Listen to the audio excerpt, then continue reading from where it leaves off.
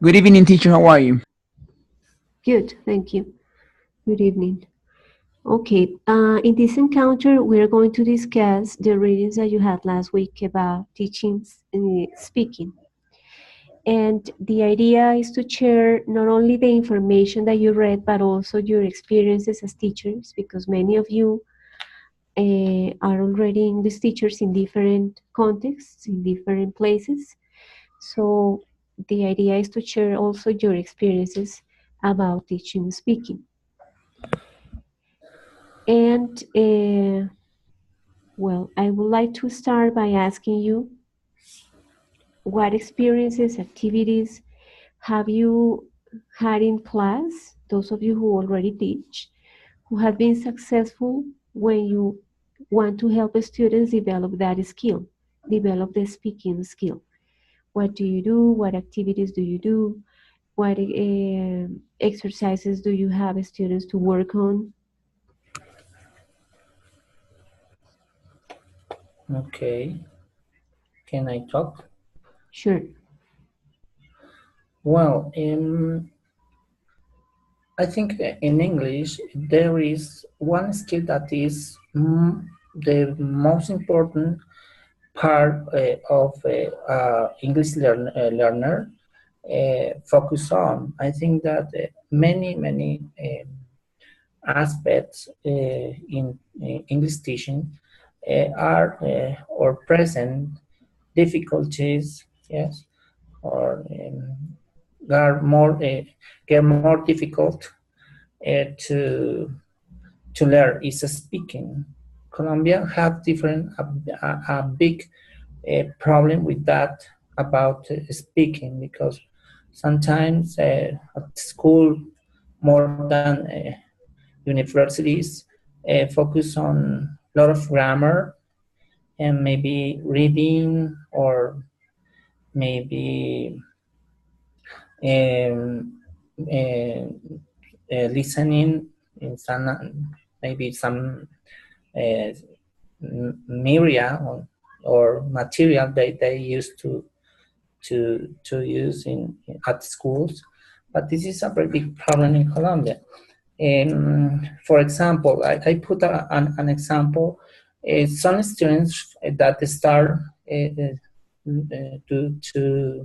learn English from first grade, um, and at this time that they are maybe on 7th or 8th grade, have a lot of problems about some pronunciation of some words.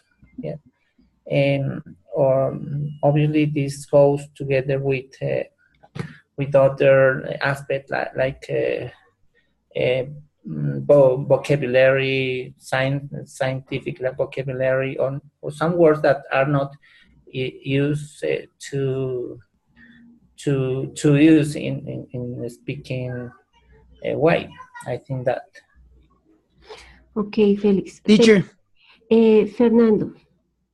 Okay, very good. According to the question that you're asking right now, it is important to understand that if we want our students to have a good pronunciation in every single class or every single English lesson that we taught that we teach, I'm sorry, it is important to understand that we need to help students to improve their pronunciation. We need to talk about how to pronounce in a proper way the phonemes, how to use appropriate intonation and stress the words. So, for example, if you're supposed to be an English teacher, I'm sorry, and you're not having a good pronunciation in front of your students, it's going to be very hard for them to learn the good pronunciation. Um, Nowadays, a lot of people they don't worry about pronunciation, but they worry more about learning how to speak. And I think it's very important that when you teach speaking, it's really important to take into account your pronunciation, intonation, how to pronounce phonemes correctly, and also it's also important to use appropriate stress and and the patterns that they need to use. Okay, thank you, Fernando. So, Fernando, could you please think about an exercise that you have taken to your classes and that has been successful in order to help your students develop that skill? So please think Yes. about it, and if you have it Okay. now, you can let us know or later as you want. I have it right now because actually that's what I did today. Are you talking to me? I'm sorry. Yes, yes, Jose. Okay, very good. So what I normally do is I make a contest with their dictionary. They need to look a word in the dictionary, the definition of that word, and they have to use it in a sentence. It's like a spelling bee contest. They have to spell the word, and we look for the word, the right intonation of the word. So, for example, the way it is written and it is pronounced. If you know in the dictionary, you find the correct way it is supposed to be pronounced. So that's what I do. Okay, thank you, Fernando Jose.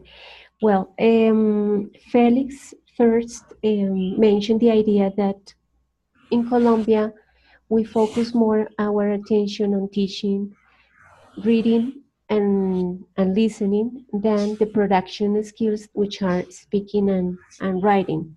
Do you guys agree with that idea? I do.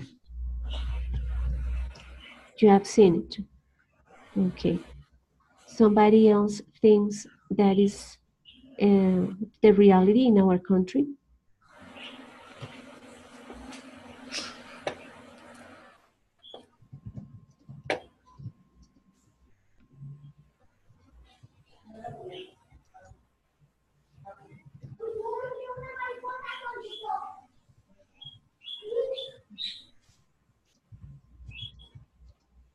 Teacher, could you please repeat the last question?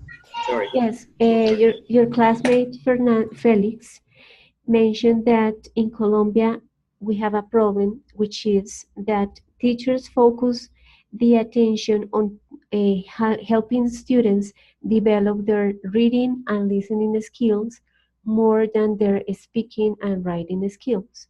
Do you agree with that idea?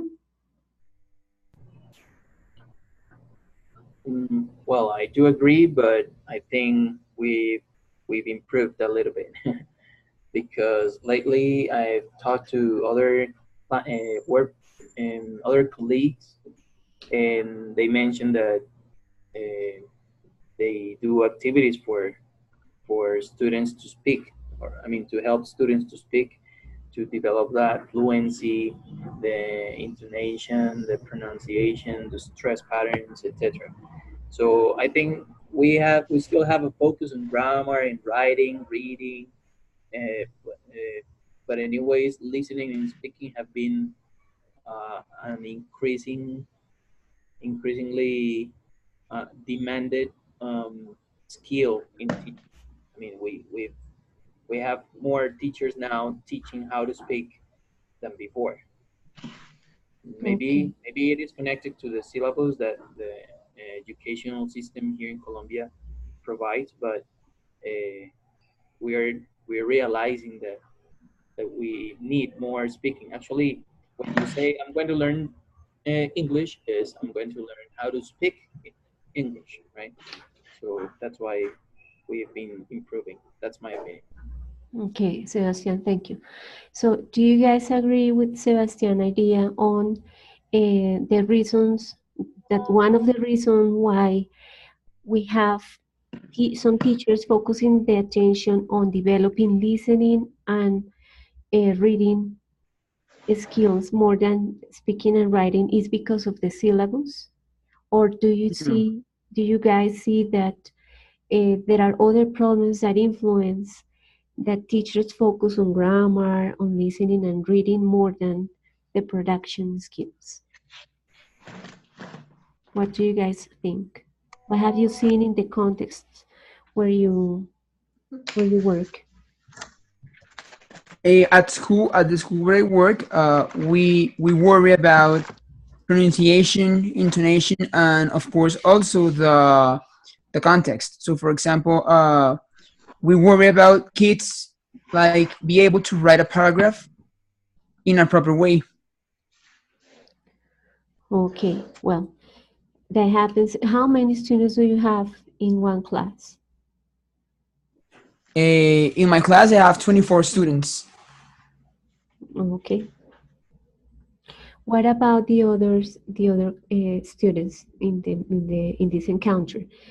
Those of you who work in schools, how many students do you usually have in each class? Hello, teacher. Hello, Carlos Andres. Carlos. Teacher, I think that one of the main problems that we have is the education that we have received during our lives. Because if you see the amount of the students in a classroom in a public school is an average 40, 50 students. So it's very difficult to have this kind of activities when you have this amount of students. So, for example, in some institutes, it's easier when you have small groups, when you work with 5, 6 people, because you can handle the situation when you put the students to practice. But when you have a big amount of students, it's very difficult to work speaking. And yes, and to have this kind of activities. And and the other problem is that we have received that in Colombia we don't use a lot a methodology that we can put in practice what we were learning. So I think that is one of the problems that we have in education here in Colombia. Okay, thank you, Carlos. So far, the reasons that have been mentioned for causes that might cause, well, causes that are um, that teachers that make teachers focus on grammar, on reading, and on listening is probably the syllabus in some schools, the number of students that are in one class, and the methods that have been used when we learned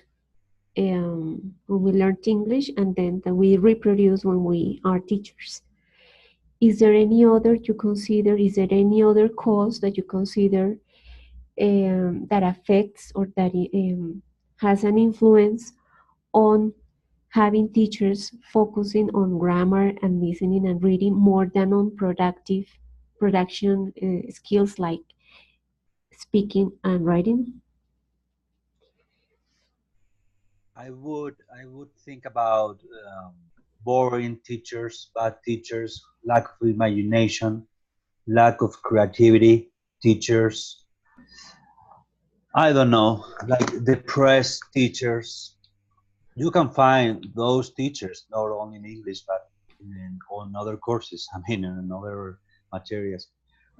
Okay, So Fernando. that could be a reason too. Yes, A bad you're, teacher, a bad guy, a bad woman, a bad, you know, you're bad right. luck. There are different reasons. We can have teachers that are very creative, others Hmm. that are not, teachers that have problems and they take those problems to the classroom. There Yeah. are, yes, we can face those problems also in Yeah, I can different talk to you schools. about my experience as a student because I'm not a teacher right now. I'm not teaching English. But when I was a student in Spain, my teacher was a bad teacher. He just sat down and give us some task, and we never spoke. We never share a role play or anything like that. Then I traveled to Canada. I learned English in Canada, and I was in an ESL class, and I had my first role play activity in that class. That was amazing. I will never forget that class. For example, it was like a discovery for me. Playing with the English, I started talking English in that class with a role play activity, just like that, and it was incredible. I had a great memory of that. So role play, I can say, is a great activity for kids to practice their speaking. Okay, thank All right, you, Fernando thank Julian. you. So to summarize, like the four main reasons that you guys have mentioned, that might cause teachers to focus on grammar and listening and reading are teachers' methodologies, um, teachers' problems, and number of students in one class. It is obvious that it is more difficult to help 40 students to develop their speaking skill than uh, having only 10 students in one class and helping them to correct their speaking mistakes. So number of students in one class also affects, or probably the syllabus that is designed for the schools is or focuses more on reading and listening than on the production skills. Okay, so let's go back to the aspects that we can teach when we want students to develop their speaking skill. Diana, Diana, you raised your hand. Yeah, I'm sorry. I think I interrupted you.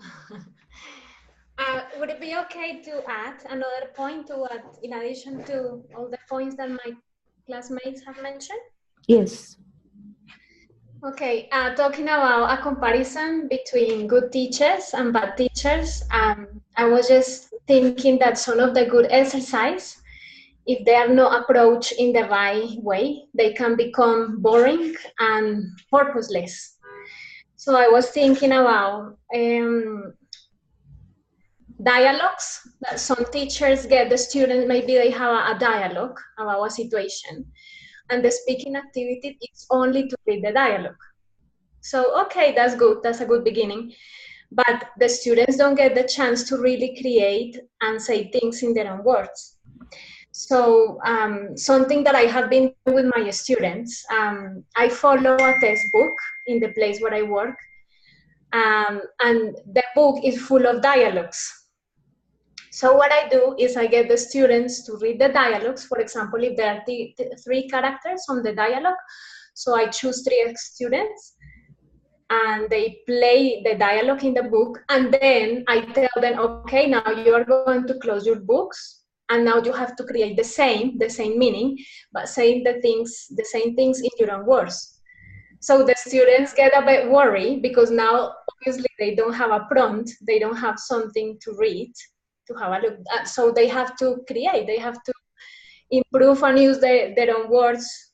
Yeah. So that's something that I have been doing. Using first, use the dialogues, and second, to get the students to create the same situations but in their own words. And I think when I was doing the reading, I think that's an activity that is mentioned there. It says, I'm gonna say, I had some notes and I think my telephone died. I'm sorry. Okay, now I have to rely on my memory. I remember to read that a good exercise is to use dialogues from real life. So you get the students to read them, and then the students copy, and then the students get used to real sentences, real phrases. So that's all that I just wanted to share with you all. So you can adapt the exercise to make the activities more fun, to get the students to be more creative, to do different ways. So that's what I just wanted to share with all of you. Thank you, Diana. Fernando Jose, you raise your hand. Yes, I have to agree with Diana, what she said. Sometimes in class, what we do is we hear a conversation, and since they are second graders, they are learning how to create dialogues. So that's good. Once they know how to create the dialogue that they're going to do, after they have heard that dialogue and they repeat that, that helps them to learn pronunciation also. Okay, so and also, I'm sorry, and also the songs, I think they are very important, because when you use songs, you make them repeat as well. When they learn a song, they repeat as well the song that they want to to learn. So, for example, we had an exercise last year where we created a karaoke, and they had to learn the song before they sing it. So it's a really good exercise too. Songs are good exercises. Okay, so the idea of using the materials that we have in the book or the exercises that we have in the book in a different way is related to Fernando Julian's idea of using different methods or methodologies or to be creative when teaching in order to promote communication and help students develop their speaking skill, not only listening and reading. So we usually, if we use the book in the same way, we will find out that students um, predict what we are going to do every single class, and that's going to be boring. So as it was mentioned by some of you, it is necessary to take to the classes something different. Good. So going back to the aspects of speaking that we can teach, Fernando Jose mentioned pronunciation, intonation, and stress. Do you guys remember other aspects that were mentioned in the readings? Yes, teacher. Sedation is stress. Uh, Yeah. who wants to speak? Sebastian?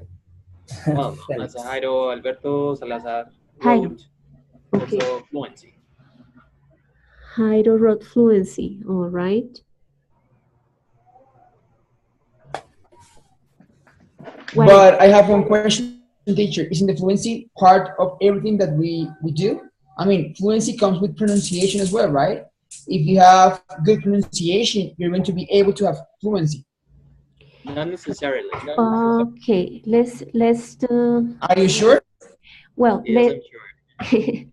Sebastian and Jose Fernando. What do you guys understand by fluency? Well, Fluency is when yes. the students are able to keep a full conversation with you. That's what I understand about fluency.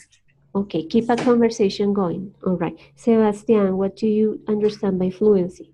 Yes, that is fluency to be able to convey a message uh, without a lot of hesitation or interruptions. Okay, so if we can convey a message without a lot of hesitation and interruption, it means not only that we can pronounce words in a correct way, but also that we can organize our ideas in a good way so that the person who's listening can understand what we want to express. So is one part of speaking, and also if we pronounce correctly, we are going to help the listener understand what we are saying.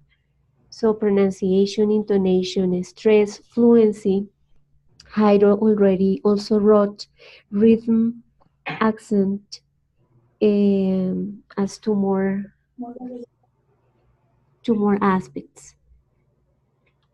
Yeah, Okay. because well, I said that pronunciation is not absolutely necessary for fluency because, for example, have you heard ex-president Uribe speaking?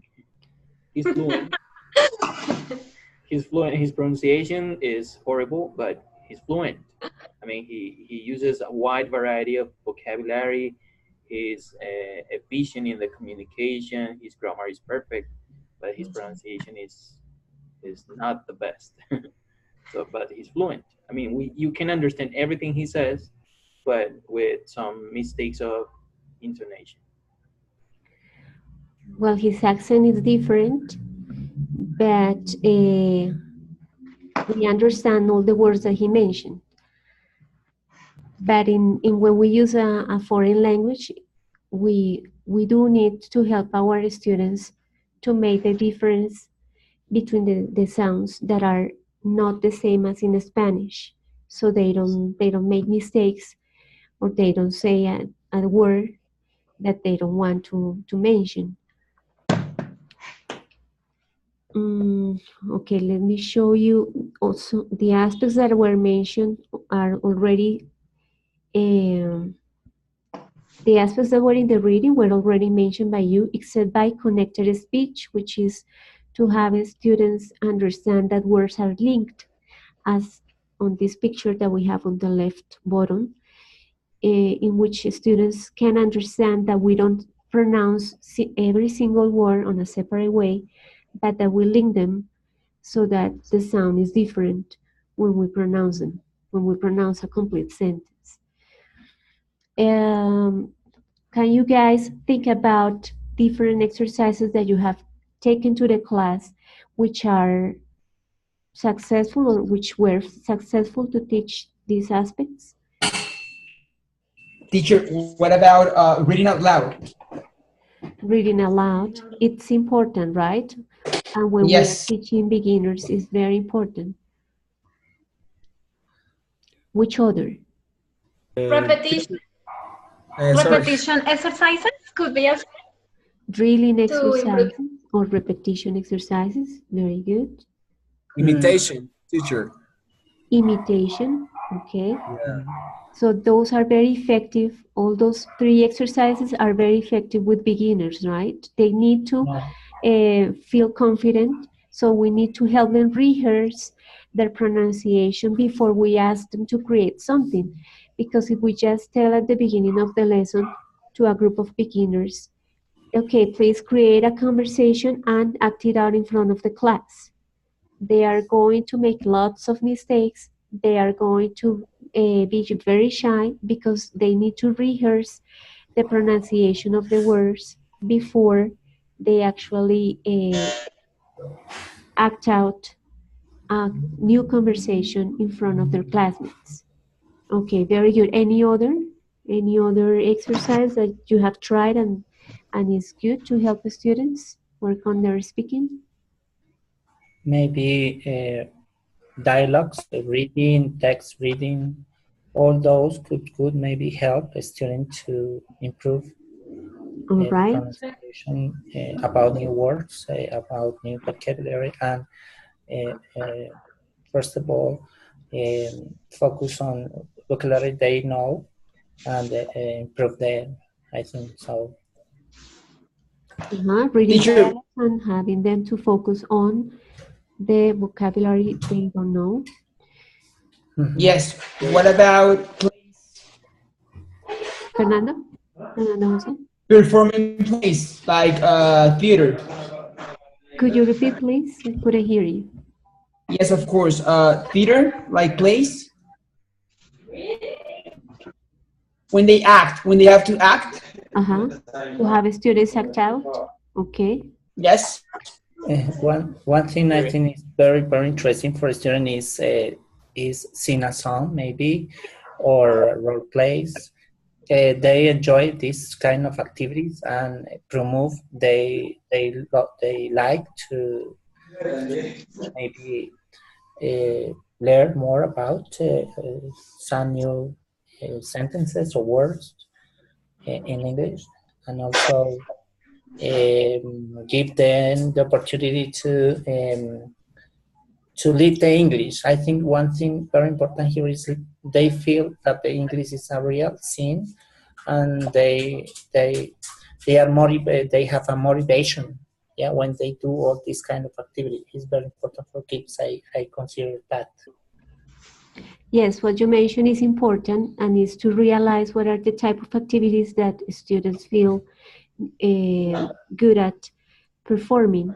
So we can probably propose some act out exercises to a group of shy students, and they are not going to do it with like with their best attitude. So it is very important to realize what are the exercises that students like. Okay, Sebastian wrote some tongue twisters, homophones, jokes. Phonetics can also be used to help students work on their speaking skill. Very good. Okay, in the reading that you had last week, you found a lot of theory about speaking. So in that reading, we had transactional and interpersonal as words to classify like the way we use the language to communicate in an oral way. So what is transactional and what is interpersonal? Yeah, those two, transactional and interpersonal, refers of terms of purpose. When thinking of speaking in terms of purpose, that's what transactional and interpersonal means. Transactional is when you change information with another people, like an interview, for example. Is that right? Can I compliment something? An Hold on a second. an interpersonal. Well, interpersonal is when you. I help you with interpersonal, Fer. Okay, go ahead. Go ahead. The interpersonal will be it's to maintain and sustain good relation between the people, right? Okay. So the purpose of interpersonal is to learn how to socialize, and the purpose of transactional is to change information. Is to exchange information to get a good, to buy something, or to to buy something, buy something or to sell something. So that's the theory. So the theory says that we use a language in an oral way in order to make a transaction or in order to socialize with people.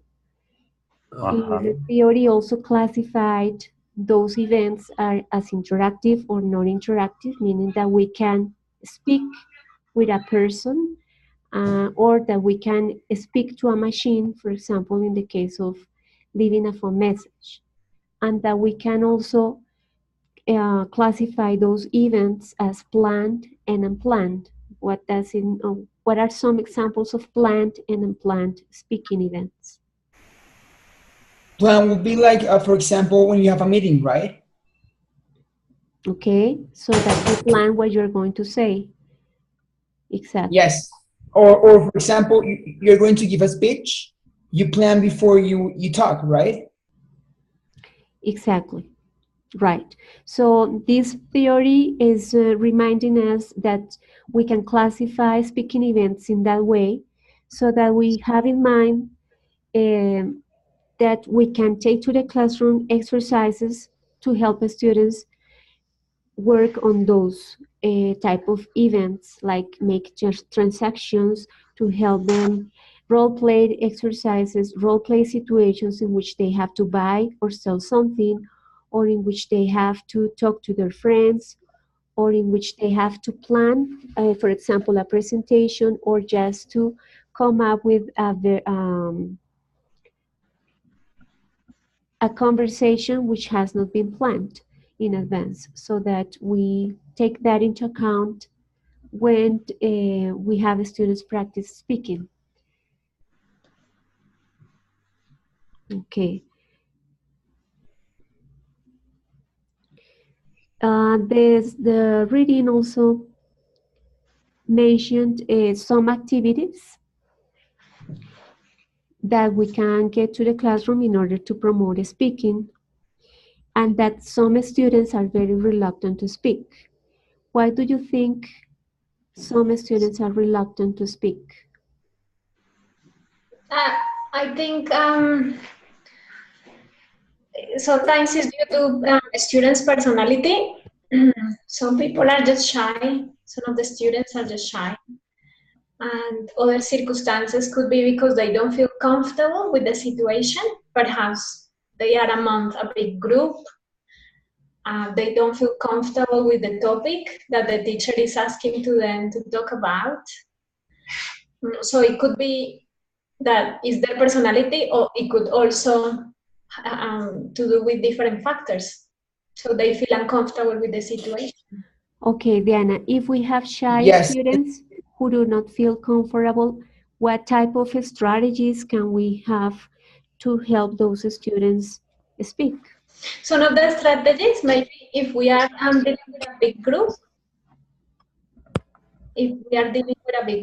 so we can get them to be in smaller groups, so all of them have equal opportunities to talk. That could be one situation.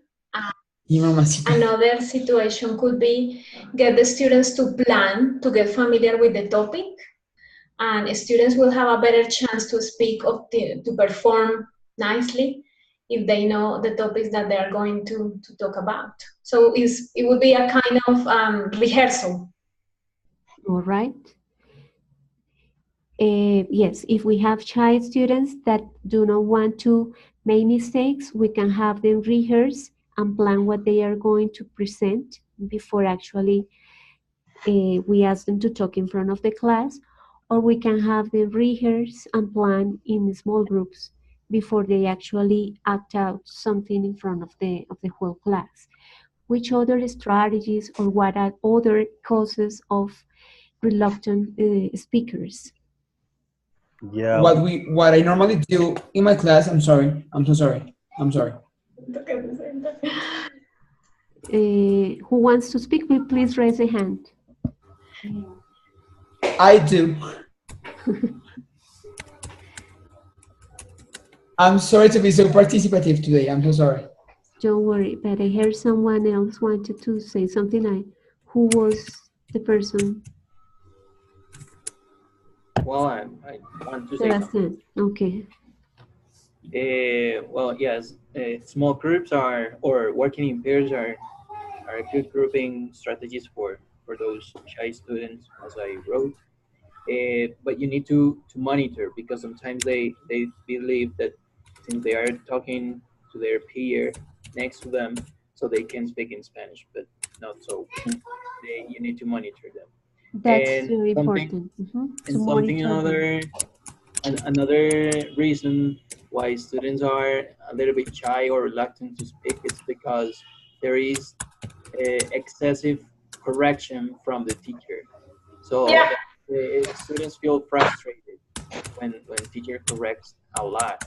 Uh, every single word, every single pronunciation mistake should not be corrected. You just let them convey a message, a whole sentence or a whole idea, and after they finish speaking, you may do some corrections. Don't Oh, correct everything, or else your students will become very frustrated with their progress. It may hinder their progress. that's a very important piece of advice, Sebastian, and we need to take that into account when we teach beginners because they are going to make lots of mistakes, and we can't or we shouldn't uh, correct every single mistake. That's gonna cause the opposite. They will get reluctant to participate. Yes, I will have to agree with what Sebastian just said. I have some students that they don't like to talk because they are afraid to make mistakes first. Number two, every time I correct them, they feel like they did something bad.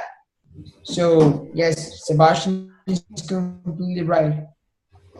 Okay, and then Felix wrote, teachers must take motivational activities as role plays, songs, stories, and texts that are interesting for the students. Some students hate speaking because others make fun of them or they are afraid to make mistakes. Okay, so here there is something also important, which is to take into account students' interest by the time we plan the class. So as if we know our students, we will choose exercises and activities that are interesting for them. Uh, the readings also talk about the value of repetition. We commented this before, but when talking about reluctant students, the readings talk about the value of repetition, which helps students to do it much confidently and fluently. So that's another important aspect of that. Yes, that's Fernando Julian, that's right. Yeah. So that's an important aspect also to take into account, the importance of repetition or oral drilling. And that's very important for beginners. Yeah. Okay. Among the exercises that were mentioned in the reading, we have some of them here in this list, which are to teach students how to take turns or how to, yes, the rules for turn taken or discourse markers to keep the conversation going, or how to open a conversation, close it, change the topic, or interrupt. That's why if we take to the classes real conversations, we can have like good examples on how um, native speakers do it, what type of words they use, or how they change the topic. Also to teach them how to ask for repetition, how to paraphrase when they don't get the exact word that they want to use, or how to ask for help when they don't find the way to communicate what they want to say. So these are like important aspects that we also need to take into account when teaching speaking. The importance of real talk that we already mentioned. And one exercise that was mentioned was to transcribe your real speech and have students notice how speakers ask and answer questions.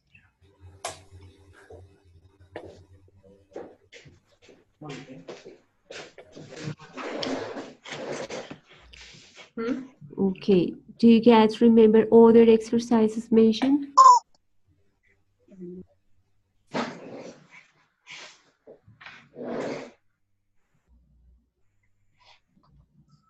Teacher Diana, could you please repeat? What is the question? Do you know other exercises that are good to help students develop their speaking skills? Debates. I think one of I saw on the test is debates. Maybe debates help students to improve their pronunciation, and also think about how to build maybe a different a text in different situation. Is very important debates for me. Uh-huh. Okay, so we can have, sorry, we can have debates with the students that have some knowledge of the language and they are very good, right? Which others, Diana? Yeah, I was just thinking similar to debates is reaching a consensus. So perhaps you can get a real situation in the class. Mhm. For example, we have the classes Tuesdays and Thursdays from 7 to 9 a.m. So do you think it would be better if we have the classes Wednesdays and Fridays from 7 to 9? So we get the students now to explain their ideas. Some students have to say advantages, some students have to say disadvantages until you are able to reach a consensus. So you get the students to say their own personal opinions, to express their ideas, to agree with the classmates, to disagree with the classmates. So that's another good speaking exercise. Okay, thank you, Diana. Maybe I call that critical thinking activities, which is really related to reaching a consensus. Sometimes there's not a single answer to every question you may post. So students may give their opinions, and we are supposed. I mean, the class is supposed to respect the students' opinions. So critical thinking is really important in today's world, and it is an activity that helps a lot to reach a high fluency in speaking. Mhm. Yes, that's very important. It's close to reality and it helps students to understand that we need to be flexible when listening to others and understanding different points of views. Okay, any other exercise that probably you have carried out in your classes or that you remember that was mentioned in the reading? I have Yeah. asked them to narrate a story, but to take turns saying one or two words. So they are creating the story, but the story may take a turn, a sudden turn. For example, one student says the first two words, or he says "once upon a time," and the other student says a very short sentence, uh, something like a monster who lived in the forest, and then the other student continues, and so forth. It is a funny way to build the story, and it's really, really hilarious. It's really funny. Uh-huh. Okay. There could be presentations, maybe a student presentation.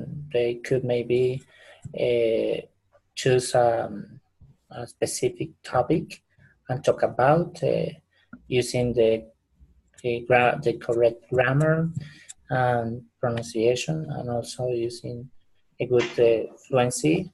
They have to practice before to present, to expose this kind of activity. They could be nice for them. Right, Felix, with presentations, the reading mentioned that we can teach students how to start, how to give conclusions, how to sequence Yeah. ideas, so that they can practice that with presentations. Okay, which other exercises you remember or you have Can be Yeah. the news. Teacher, what about? I'm sorry. Then, what about when you read out loud with them? For example, taking turns to read. Yes, remember that we need to choose the activity according to the level of the students. So reading aloud are necessary for beginners. We need to give them confidence or help them to get confident when they say the words, and that's why they need to hear the teacher or hear the audio file or hear or watch the video and then repeat and then read aloud. So let's say that debates and reaching consensus and telling stories could be carried out with students that have more knowledge of the language, like pre-intermediate or advanced students. And those exercises that help the students to repeat, focus on the pronunciation of words, and very easy exercises need to be done with beginners. Teacher, Diana, what in the news? I'm sorry. reading the news. In the Uh-huh. news? Um, um, I remember now. Watching a video clip. For example, when you put short clips from a movie, so you get them to watch the movie clip or the video clip, and then the students have to say what they understand, what do they think of the characters. Maybe they have to describe the characters, which one is their favorite character, or asking questions like, what do you think about the position of the character, or what do you think the person should have done? So you can create a debate around the film, the clip. Uh-huh. So based on videos, you can have students or summarize information or give their opinions or do different exercises. Right. Carlos, you wrote that use collaborative learning. Could you please expand your idea on how can you help students work collaboratively to develop their speaking? Okay, teacher. Okay, what would I do in a classroom like this with collaborative learning would be, for example, I would take the these child students and I will put them to work with students that are more friendly, yeah, to try to get it and to get it in confidence, yes, to get in comfortable, yes, in the classroom, yes, because sometimes it's easier when you start making friends in a classroom, so you get more confident and you get more comfortable So that's gonna be easier for you to get in touch and to create a speech to get in contact with your friends. And another thing that I put in the chat was that you had to make them feel needed in the topic. So, for example, I try to use this kind of shy students to I in charge them to be like the monitor, yes, because sometimes when there are more people in the classroom, so it's difficult to try to put these students to um, to to practice, yes, or to be in touch with the rest of the class, because sometimes you have more people that speak more and don't give enough time to this kind of shy students, yes, to be in practice with the rest of the students. So I think that we can give a special role to this kind of students to keep them uh, put it in touch with the class. Okay, so um, take into account the students' interest regarding topics and having the students work in small groups in order to help those shy students to Yes, produce, like, right? yes, produce, like to have a role, an important role in the conversation or in the activity that is carrying at that moment. Okay, good. Thank you, Carlos. Juanita, you raised your hand. Yes, I'm sorry. I'm just on my way home. I'm still on my way home. Okay, But don't worry. If you, well, go ahead. no, I'm sorry. What you were saying? I'm sorry. That if you are on your way home, you can listen to the encounter later, or if you want to participate now, that's okay. Yes, I do. I do want to participate. I just got an idea.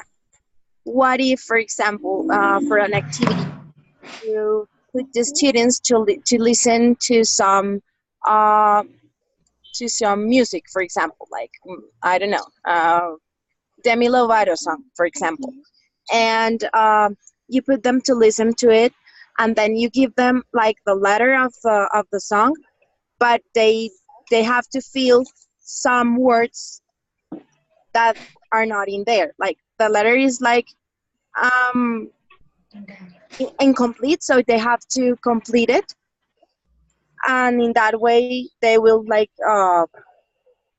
mm, they will do some listening comprehension, not only speaking or writing. They would listen too. Okay, what you mentioned is true, and is that we cannot promote a single skill without using others. So, for example, if you want to take to the class the lyrics of a song and have students work on a listening exercise, then based on the lyrics, we can have students tell us what they understand, uh, what is the message of the song. So we don't only promote speaking, but we also promote listening. And it's usually what happens in the classes. We don't only promote the development of one single ability or skill, but we promote, or we have students practice different ones. So what you mentioned could be a sequence of a lesson, starting with the lyrics of a song, having them listening to it, and filling the gaps with the missing words, and then other exercises so that at the end they can actually analyze the message and tell, well, you know that songs can be understood in different ways. The message can be understood in different ways, so we can have students discuss what they understand is the message of the lyrics. Yes, and if they're beginners, for example, you can do it with Twinkle Twinkle Little Star or something like that. Not that it doesn't have to be a very difficult song. And if it's for beginners, you can start with it with that, for example. Yes, And I if think they it's are. a good way and a very fun way to learn English and learn new vocabulary. Okay, those of you who have taught preschoolers know that songs are very motivating for them, and they love to sing the songs many times, so they work on drilling, and that's the way preschoolers learn. So the song that you mentioned, Twinkle Little Star, is used with preschoolers. It works with that age, as well as stories. So Mhm. storytelling is also very effective with preschoolers. And those are the type of exercises that they love to sing and to listen to stories that are popular, like Little Red Riding Hood or The Three Little Bears, or those type of stories they probably have heard in Spanish, and then when they hear it in English, they make associations, and that helps them to learn. So again, we choose the exercises according to the age of the students and the students' interest and the students' knowledge of the language. Right, thank Yes. you, Juanita. Here, Alejandra mentioned the songs, the stories, and poems. And Fernando wrote communication games such as information gap games, television and radio games. Exactly. So Mhm. information gap games are used like a control or semi-control exercise before we ask students to create something new. So we can have students work in pairs, for example, in order to find out information that they need to complete uh, to complete something they were given in a written way. So information communication games, information gap games, television and radio games. So Fernando, Julian, could you mention some television and radio games that were presented in the reading? Yeah, actually, I got a few of them here. In my notes, like the 20 questions is one of those. Just a minute. There's another one called My Bluff and Fishbowl. Okay, So those what are is, a few of them. Sorry? could you please explain each one of them? Not really, because I never watched this kind of games. Okay, Sorry. don't worry. Does anybody remember uh, how those games are played? 20 questions, Well, fishing 20 bowl. questions, I think that it's about guessing one word. For example, they one person thinks of a word. So the other person has to guess just through asking 20 yes or no questions. I mean, if he gets to 20th question, he lost. He loses. But if he guesses before the 20th question is asked, he gets a point or he's the winner.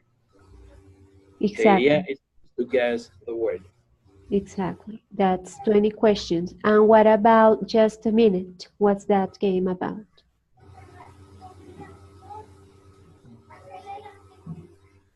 Or fishing bowl? Just a minute to say as many words related to a topic, a given topic. I may do it like that. To talk about one topic for a minute. Exactly. What about fishing bowl? No, I don't know that one. Juanita, you Fishing raised your pole? hand? No, I didn't. But I was wondering, fishing bowl is the one that students have to select a paper, something like that, and there's a word in it, and they have to do some mimic for the other to guess the word. They have Or am I to wrong? they have to use it in their conversation or in the talk they are giving. Okay, Mhm. okay, okay. I thought it was like playing roles because once I played like that, so that's why I was asking. Yeah, but Okay. you can do many things. I mean, you can make some modifications to any of those activities. Yes, it could be used to have students guess the word. But if you want to help students work on fluency a little bit, so it would be to have students use the word in the talk they are giving or in a conversation. Oh, okay. Teacher, I'm about to get into my parking lot, so maybe I'll running out of signal. So once I get into my apartment, I will log in again. If I think I can. Yes, I Okay, do. So I will log in immediately. okay. Teacher, Fernando. what about Who Wants to Be a Millionaire? Uh-huh. So That's also that's that's a game that I normally play with my kids. it works very well. Uh-huh. So they Yes. have some time. How old are your kids, Fernando? How old are my kids? Second graders, like 9, 8. Really? And they have Yes. such a wide general culture. Yeah. Well, before we play that game, what I normally do is I socialize the topic. Then I create the questions about what we have seen before. No, okay, that's great. Or Okay. how?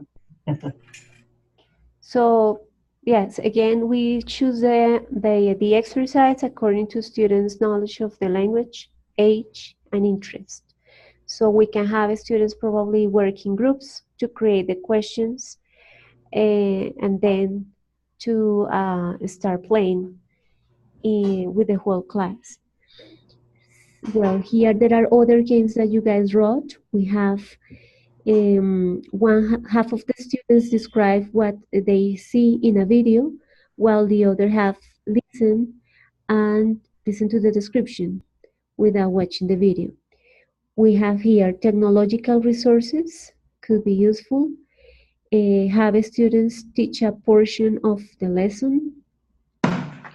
For children, it is fun to play word games like tongue twisters. Um, Felix wrote chats, interactive exchange activities that involve students to put into practice speaking and develop activities related. Um, and then we have traditional table games adapted to English language with simple questions where children relate their daily life with the vocabulary learned. Could you explain it a little bit more, Alejandra, please? Traditional table games adapted to English language with simple questions. Alejandra?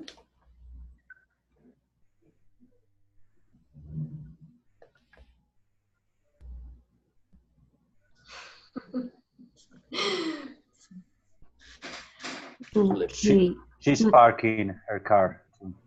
No, no, That's funny. Alejandra. That's Juanita, yes. Okay, let me read other information that was presented in the reading, which is, for example, to work with adjacency pairs. For example, that's what most of us do in classes, which is to tell students how to, for example, ask for a favor and how to answer. Also, we can teach fixed phrases like catch you later, back in a second, can I call you back in a couple of minutes, so that we can present that language through videos, through real conversations that we might find in videos. Teacher in teaching idioms. I think it's Teaching, very difficult for me. Idioms. I mean, new idioms since they don't have a so obvious meaning. You need to be very contextualized. I mean, you need to know a lot of the culture, and teaching it is way more difficult. It's just memory, like to help students memorize them. Maybe I don't know how to teach them. that's challenging for advanced students, right? Yeah. Sometimes we have students at lower levels asking questions in a class about idioms. And we should use that opportunity to teach the idiom if we know that, of course, the answer.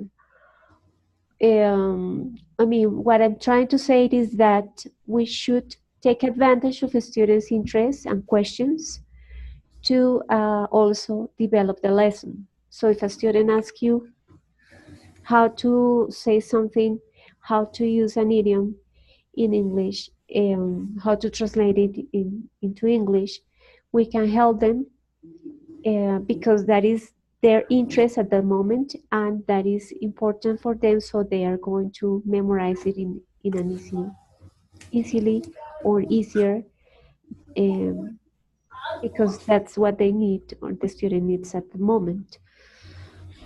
Okay, Alejandra answered the question that I asked. The traditional table she was thinking about was the stir games with some questions so that the students use a dice and answer those questions about their daily lives. So I guess, for example, questions like what did you do yesterday, or what are your hobbies, etc. Okay, let's see all other information presented in the reading. Also, have students realize about the use of body language to communicate confusion or disagreement? Again, videos are very useful. As Felix mentioned, technology, we can use technology to have students watch clips that help us to explain how body language can be used to communicate.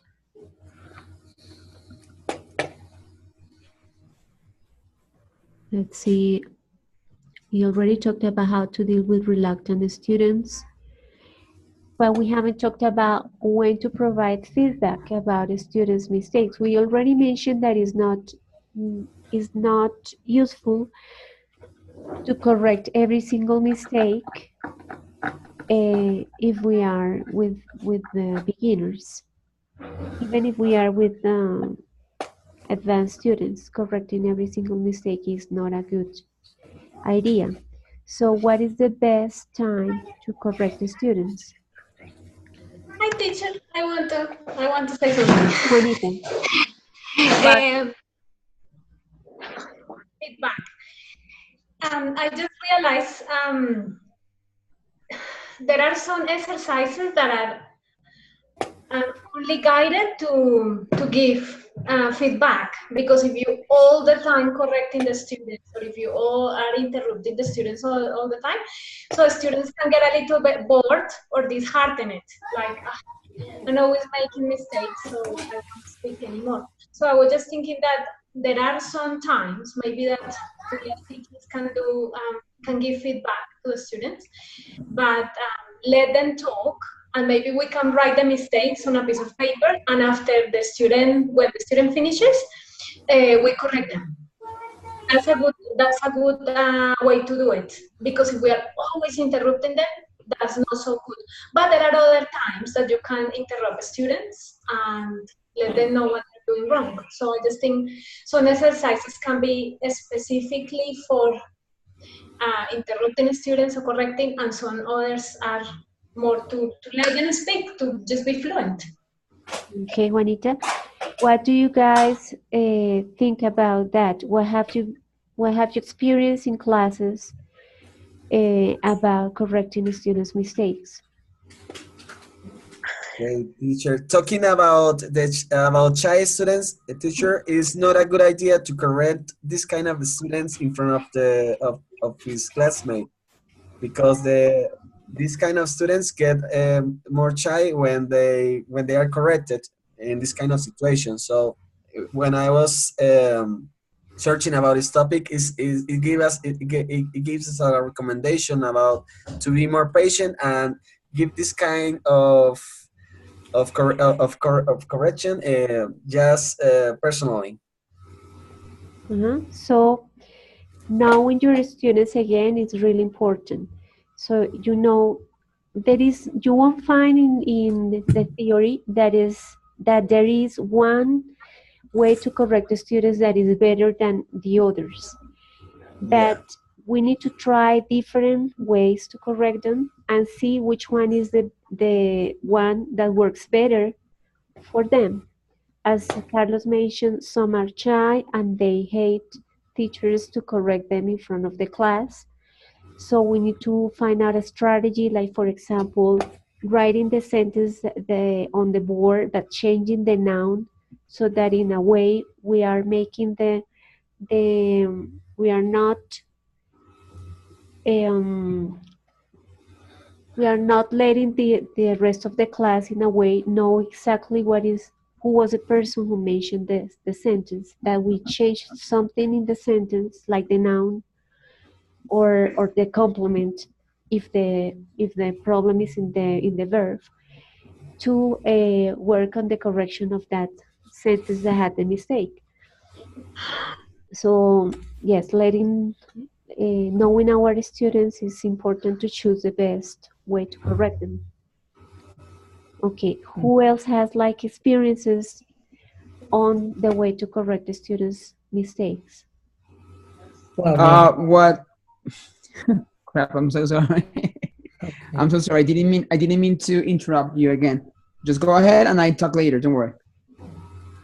Okay. For example, I have two students. They are very shy to talk. When I ask some questions, they think to answer, and almost all the time they keep silence all the time. They prefer don't speak, don't say anything about the topic we are talking, learning, or I'm teaching in my case as a teacher. And I use some strategy that maybe take some space apart, some time apart, and I talk to them. I try to motivate them. I encourage a lot them because they feel sometimes that they can't. It could be a good strategy to maybe may feel there then that you are close, and you have you pretend to help them. Is good for students. Okay, I think. Okay, Felix, what you mentioned reminds me that we sometimes have problems of misbehavior in the classes because we sometimes have those students who make lots of mistakes, and the rest of the class starts laughing at the mistakes made by that student, and then, well, the student is going to be more reluctant to speak. How do you Yeah, guys deal with those situations? me. How do I feel? How do you deal with those Okay, situations? okay. Well, I think that is important to take the place as a teacher. Student sometimes got confused about the space where they are in the classroom I'm talking about, and I have to, as a teacher, promote the respect that encourage others then to help them, maybe stay closer, yeah. Sometimes maybe invite them to speak a little bit, maybe start with step by step. I think consider it's going to take time. It takes time really, and motivate them to speak little, yeah, a little bit. I consider is very important. I sometimes have this kind of situations, or some students really do not have all the knowledge that the rest of the students in the class have, and it could be a little bit complicated. Is many situations really in class are given like this I'm talking about. Okay, thank you, Felix. Sebastian, you raise your hand. Yes, it did. Well, a way to correct is self-correction and also peer correction. Sometimes students have the answer to their own questions or their own mistakes. They know why they made the mistake, and they can correct it by themselves. Or um, another classmate, and not with the intention of criticizing, but helping, can actually helping get to a conclusion of his mistake and help him correct. Okay, so peer correction um, also works. All right, and then we have Fernando Jose. You raise your hand. Yes, what I normally do in class is I give the feedback every time I can. Actually, the school, it's mandatory for the school. It's mandatory for us to give feedback. So at the end of every single class, what we have to do with each student, if we have time, of course, because normally we don't have, we have to give the feedback to each kid, and we have to be aware of those kids that were not able to fulfill the goals of the class. Okay, well, good. Well,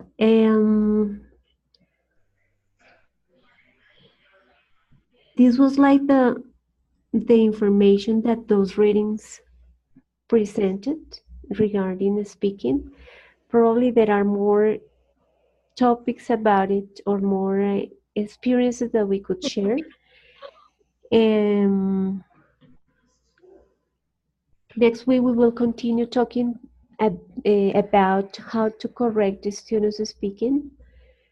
We will have an exercise. I will send you a link for you to watch a video of an oral exam, and I will publish a rubric for you to use the rubric and grade that oral test in order to find out if our grades are similar or different, and like the criteria that we use when correcting or grading students' oral mistakes. So we will continue talking a little bit about how to correct the speaking next week. And well, please let me know through email if you have questions about the readings. I'm going to stop the encounter now because, as you know, I need to start an encounter with a different course at 8.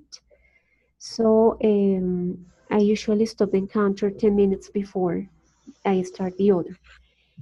Let me know if you have questions about the course, if you have questions about the readings before we finish this encounter.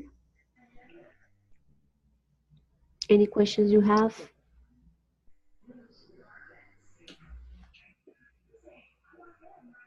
Teachers, are you going to activate different units? Or only will be one? No, I think Fernando Jose asked a question at the beginning of the encounter.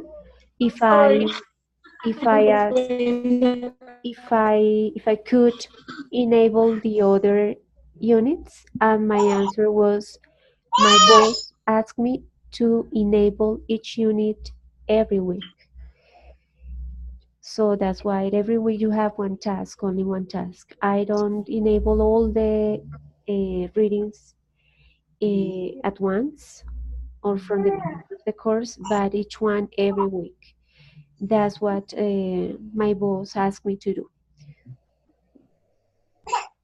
Teacher, I have one question. I didn't quite understand about the oral exam.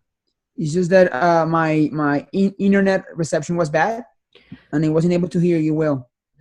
Okay, next week or this week actually, you are reading about how to assess or grade oral tests. So for next encounter, we are going to discuss an exercise in which you will watch a video of an oral test and you will use a rubric to grade that performance of the students. The idea is that during the encounter, we discuss the criteria used to grade the oral performance of the students, and we will also discuss if our grades are different or similar. Okay, very good. Thank you very much. Okay. Okay, thank you. Any question before we finish? Teacher, don't forget to look, have a look at my third unit. I talk about that with you. That is a problem. Okay, thank you so much for your help. Okay, Felix, I will do it. Thank you. Good night. Okay. So thank you all of you for your participation, and we'll meet next week. Okay, teacher, thank you very much. Have a good night. Thank you very much. Teacher, Thank might you. see Goodbye, you all. next week. Well, who wants to speak? Juanita? No, I think it was Diana. Well, Anita, a question. Diana? Hi, thank you. Okay. See you next week. Bye-bye. Thank Okay, you. Bye. Goodbye, everyone. Bye. Take care. Good night to you Bye. all. Good night, little sweethearts. Bye. Sleep, sleep well. Oh, Your honey, face. tin. Leave the You beers are for my later. candy girl, and you make me happy. Juanita, take me for a ride. Oh, in your car, take me for a ride. Oh, yeah. Singing. I'm going to listen the little Nice. song. Please continue. Nice voice. Juanis, please twinkle, twinkle, little star. How is that Twinkle Twinkle song? Let us Come, Juanis, don't be sing shy. for us, please. Twinkle, twinkle. Pero canta bien con... pobres estudiantes con la Juanita. Twinkle, twinkle. ¿Cómo es el twinkle? Oye, ¿no corta la Come, sesión? Juani. ¿No se corta la sesión o qué? Deleítanos con esa voz. Que cante, que cante. Sigue Juani. grabando, ¿eh? It's still Ya te recording. traigo la cervecita. Let's sing a song for us. Juanita. Bueno, chicos, estamos en contacto por el chat. Good night. Porque se van que la noche es joven. Sí, jovencísima, estoy aburrido ya. Déjame en paz. Hay Me que voy preparar a mi casa. La noche es joven, dice. Llevo aquí 2 horas sentado, me duele el culo ya. Joder, voy a que me dé el aire un poco. En serio. Muéstrame Goodbye. tu carita, Fer. Fer Campos. Fer. Muéstranos. Pon tu cámara. Mi cámara, mi cámara, mi cámara, mi casa. Mira, tengo un fantasma allá arriba, ¿lo ves? Ahí colgado.